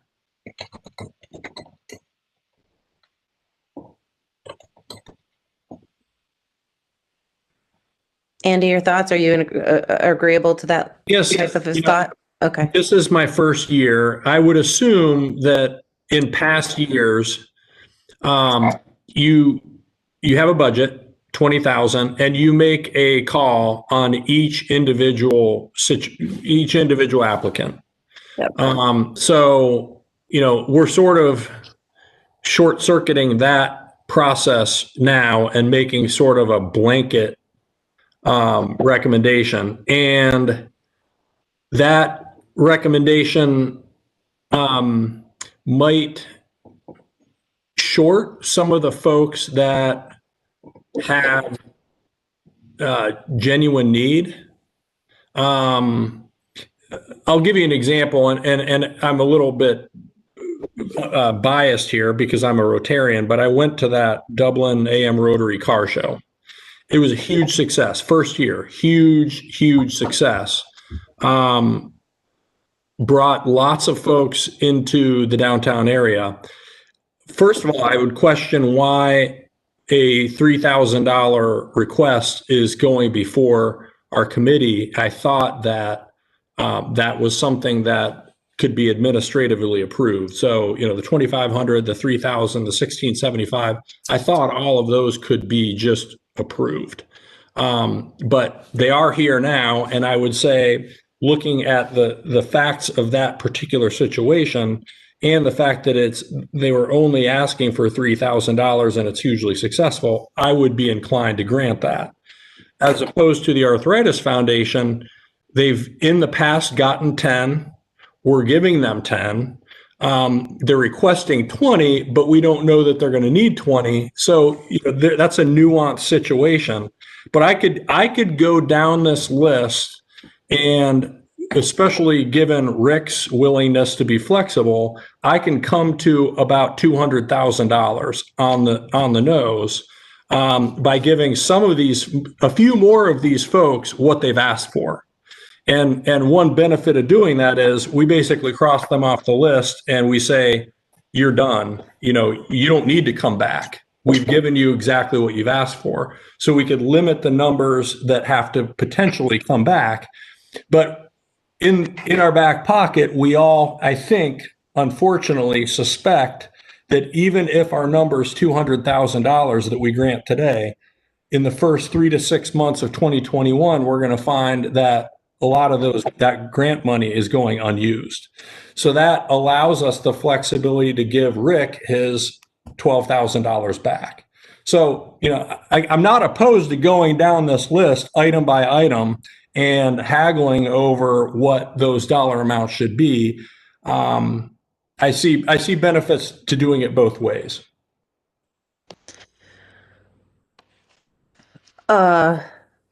All right, so we need to kind of figure out a path forward here. I'm very comfortable at leaving amounts, flat from what they were last year. I do think that's still saying quite a bit. I like the idea of leveraging HDBA's ability to be flexible and coming back next year, and maybe we stipulate a little further than just if we gave you less than what you asked for. Maybe it's if we gave you less than what you asked for, but it's more than 10% less than what you asked for. I don't know, like, so for example, Ohio Premier Soccer Club asked for 7,505 and we're gonna give them 7,500. Do we really need to revisit that one? I don't think so. I thought that was a typo. Yeah. And like Dublin United Soccer Cup, they asked for 6875, wait a minute. Oh, that was last year's request. Sorry. They asked for 7,000. We're giving them 5,000. Do we really need to come back? I don't know. So well, if I could interrupt on that one, there were two that were last year, both the Nike Challenge Cup and the lacrosse tournament that received significantly less than what they asked for because they didn't show up. That's right. I remember that. Yeah. So both of them did show up this year. I don't know if you want to consider that, but they were specifically taking money away because they didn't show up for the meeting last year. Yeah. In fact, I remember last year we even discussed if we were going to give them anything. Right. Because they didn't show up.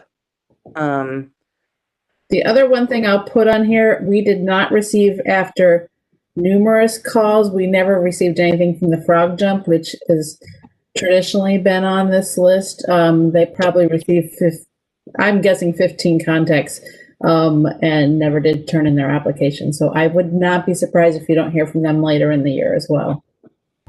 Well, but I wouldn't entertain any new applications. I think that the point with this is, are we willing to consider the people who have already applied? So the list is now closed for 2021. There would be no new applicants. It's really a matter of who from this list would we be willing to reconsider for potential adjustments, reallocations, if you will, based on the events that don't happen during the first half of the year. That's really the question. So unfortunately, the Frog Jump is out for 2021 in terms of the bed tax application process. Yeah, it seems to me when in the way I try to look at things in this role is when you're setting policy, you try to be as uniform and you set a rule that's at the 30,000 foot level and then it's applied to everybody evenly. And by returning to last year's, by just setting that, returning to last year's numbers, but also having a meeting in March or April or June or whenever it seems to be appropriate to revisit or adjust based upon how the pandemic rolls out. That all makes sense to me. Yeah. If we're not going to do that, then I think if we are going to entertain discussion on each line item, then we just need to get started and go back to the top of the list and start having that conversation, because that's sort of the policy approach is back maintaining 2020 levels without a reduction, or if we're going to adjust and substantively look at their request and consider what they're asking for and things like Andy said, if Andy feels really supportive of the Rotary's car show, then by all means, that's what he should vote. That's just a different approach. And if we're going to do that, then we just should start going through these and see if we can cut down these specific requests by $63,148. Yeah, I'm still in the camp that I would rather award what they were awarded last year. And I'm very fine with saying if we either awarded you what you asked for, then you're done. And because if you think about it, there's 1, 2, 3, 4, 5, like 10-ish, 12, 10 or 10, 11 requests that aren't going to get exactly what they asked for, or really darn close to it. That's really not that many to take a look at in June. And by that point, some of these might even already be done. So that's right. Yeah, but I also, by suggesting that, I was not meaning to cut through or prohibit or skip any kind of substantive argument, like Andy just said about the Rotary. This is a this or that conversation. If we want to sort through it that way, I'm not trying to short circuit any of that. I get not at all.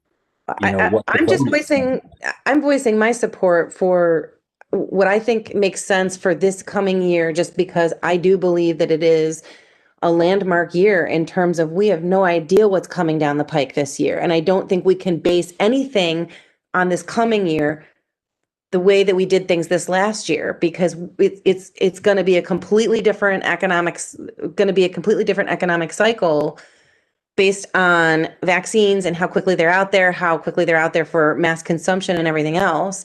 So we can haggle over each and every line item if we wanted to get to exactly to that $200,000 number. I have no doubt that we can get there.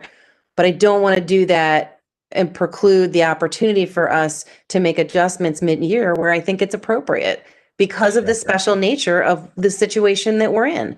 That's what I'm saying. I'm not saying we need to shut down any, decision making process or haggling process. I'm just voicing my support for that option.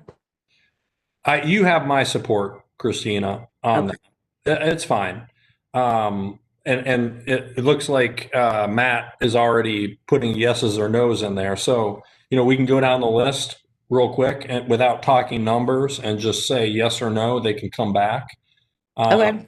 And that gives them the option to get their full amount. They're just not getting it right now. And that's, their events maybe in the case of the Rotary car show, it's in Labor Day. So it's 10 months away. Yeah. The Arthritis Foundation is 7 months away. That's right. I think we're on the same page. Okay. That's great. So let's go down the list and just do yeses and nos. Greg, are you cool with that? Yep, I'm fine with that. Sweet. So arthritis, I think, is a yes.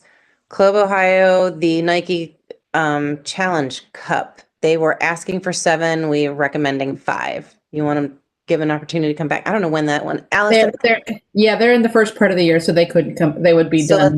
That's fine. So let's say no. The Dublin Market, that's going to be in late spring, right? It starts in May, it goes through September or October. They could potentially come back and ask for more. Yep. 4Fest, that's in May? May, yeah, tournament. That would be no, because we're going to do this, I think, in June, right? Yeah. Crohn's and colitis, when is their thing, Allison? Oh, I think it's June. Lori, I think it's June, right, Lori, or Kendall, Lori, someone? June. Yes, it is June. Sorry. Yes, June. Yes, we'll do an early June meeting. The Classic Car Show, yes. Yeah. And then we can skip down to the Dublin Soda Lacrosse. That one, did they say that one was that's in the fall, isn't it? No, it's in the spring. So that one's in the spring, so that's a no. And then the Dublin Charity Cup. That's helpful. If you put timing by them, that is helpful. Yeah. So yeah, put that by the colitis, definitely. Yeah, agreed.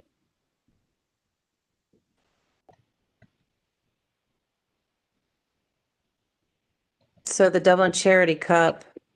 I think all these next, Lori might be able to, I get all my soccer ones mixed up. I think they're all fall. I think they're all fall too. That is correct. Yeah. The rest of them are all in September.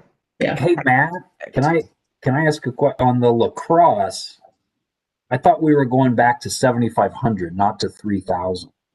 Their request last year was 7,500. We approved 3,000. I think as Allison mentioned, they were one of the groups that did not attend last year's meeting, and their request reflects. Just take a look at it. So I'm looking at the very last page of our packet. Yeah. That I don't know what you call that. Chris. Chart, I guess. It says 2020 requested 7,500, 2020 7,500. Yeah. Matt, that was the typo that I emailed you about earlier today. So, Greg, my apologies. That was a typo. They were awarded 3,000 last year. Okay. So my number, when I got to 63,500, that took into consideration only a $500 reduction in their award cut. Thanks, Andy. Not a $5,500 cut. Does it really matter at this point? Well, it doesn't. No, it doesn't. No, it doesn't. But our cuts would actually be 68,500 in cuts. Yeah. Thanks. Yeah. So the Dublin Soccer League and Dublin United Soccer Cup would, I mean, I don't know. There's $1,000 difference in the one. I guess technically based on our blanket rule, they'd be eligible to come back and ask for that $1,000. Yeah, if it's after June. Yeah. Same with, that one too. That's pretty nifty, Matt, how you can change that. Can you add a 0 to our revenue stream so we can solve all these problems? Only to the front. So I think this is a very doable list for early June. I don't know what your thoughts are, but I think this is a very doable list. If they want to come back and ask for the full amount of their original request at that point in time. Thoughts? No, I think the fact that there's already, like Andy had mentioned, there's $15,000 left there. That's at least, if nothing else changes, we have that to look at. That's right. Or whenever we're going to do this. I'm going to play the devil's advocate, though. Here's my only concern, because some of these people are getting, they are not going to have the ability to appeal or ask for their full amount only based on a date. And while, I don't know, does anybody really know? And Andy, I hear what you're saying. I really do. But the fact of the matter is that if we were going to give HDBA their full amount, which would be another $12,000, so that puts us at $197,000, and then we're going to award another $3,000. The people who are really not getting what they're asking for are not getting far more than $3,000. So we're trading flexibility down the line for the timing of it. I mean, it is a trade. It's not perfect, but we're not sitting in a perfect time right now. So I'll be the other devil to your devil. If that makes any sense at all, but like, do you see what I'm saying though? And I get it. It does sort of, the other option is we do 2 meetings, one to accommodate those that have a timing issue. So the 4 that have a timing issue, if we know in March that we have an additional, let's see, that's 3,500, 8,500 plus whatever Crawford Hoying is asking for, we could choose to award it at that time. So we don't have to just do it in June if you guys want to. I felt like there was some, not wanting to do this more than one more time during the year, which I totally get. But we're only limited by our own willingness to work on this. And finance's time and effort and Allison's time and effort to help us put all this together and to reach out to the applicants. That's what we're limited by. So we could be creative if we want to be, is what I'm trying to tell you. Also, I guess if any one of these entities, like if they, like Crawford Hoying, for example, in Forfest, if in March they thought, okay, we're going to have an issue here, they can just call. I mean, we can address it as a committee. We can also just address it as a city council, can't we? I mean, can't they just come into a council meeting and say, I'd like to revisit my award and my issue here because of what the committee discussed? Yeah. The only issue with that, Greg, is that the rest of the balance of council doesn't have the benefit of having had these discussions in committee, right? So it's a little bit more challenging for the balance of council to understand the whole context behind everything. That's the only. I totally get that, but you, Madam Chairman, you're going to have to explain all this to them anyway. So good luck with that. But I guess what I'm just saying is we're trying the best we can to have a rule and also provide an exception. And the rule is we go back to 2020 funding. The exception is a meeting in June. And if you need extra exception, let us know. And I think we can do that through committee. I really do. And so maybe Allison, what gets communicated to these 4 groups that have timing issues is, if you need a super exception, you gotta let you and Matt know, and you guys can decide whether or not to bring that to committee, because I think committee would be the appropriate place to have that discussion, based upon where we are with the budget, what's been canceled so far, et cetera, and so forth, as Kathy would say.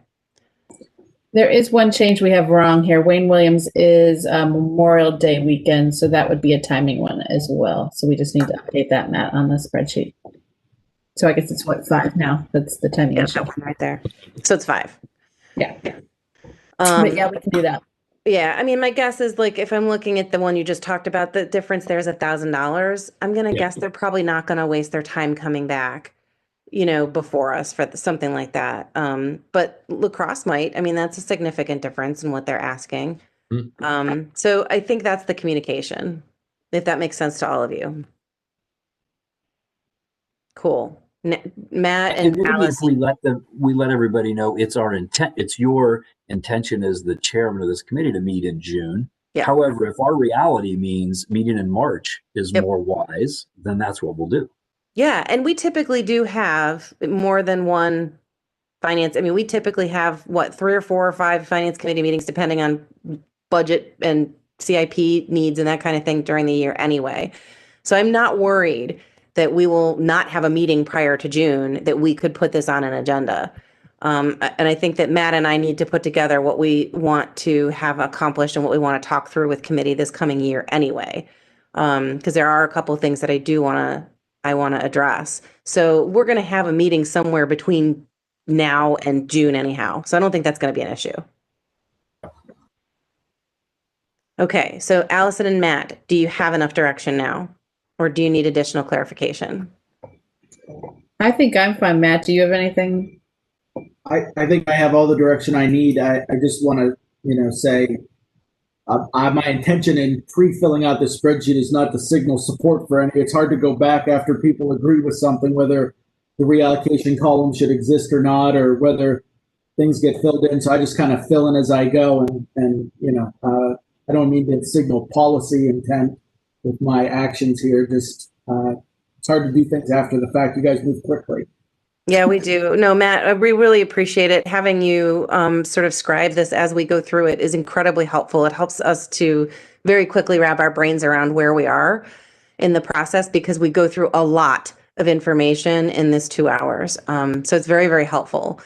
Allison and Matt, thank you so much for for putting all this together and for helping us. And I don't want to leave anybody out either. Obviously, Kendall and Lori and Jenny and Kyle, of course, because we can't possibly have a meeting anymore these days without Kyle. Really appreciate all the effort. I feel like the committee has settled on a pretty good approach. I know it's weird this year, so I thank you, Greg and Andy, for being flexible of mind and talking it through, because it's not easy to come up with a temporary process in just such a, really unique circumstances. And you're right, I will have to try to explain this to the balance of council, which I'm sure I will be incredibly successful at doing. And I know that you guys will be there to back me up and support me. Oh, yeah. Yeah. Oh, yeah. Uh-huh. Awesome. So Matt, Allison, the rest of staff, do you guys need anything else from us, or you feel okay? Do we need a motion accepting what's in the spreadsheet on the screen? Right. That's where I'm headed next. I just wanted to double check and make sure before we finalize things that you guys are good. You feel like you have good direction, because I don't want to leave anybody hanging. Okay. So do I have a motion to accept the spreadsheet as the awards, as well as working on the process for revisiting as we see reflected in the spreadsheet here? So moved. Do I have a second? I'll second. Jenny, call the roll, please. Ms. Aludo? Yes. Mr. Peterson? Yes. Mr. Keeler? Yes. Wonderful. Thank you. This was a little hard, but we did it, and I'm really proud of all of us. So thanks for everything. And if there's nothing else for the good of the order, then we are going to end this sucker 3 minutes late. Oh, I wanted to be right on time. It's all good. Thank you, everybody, so much. I hope you have a great night. Yep. Good night.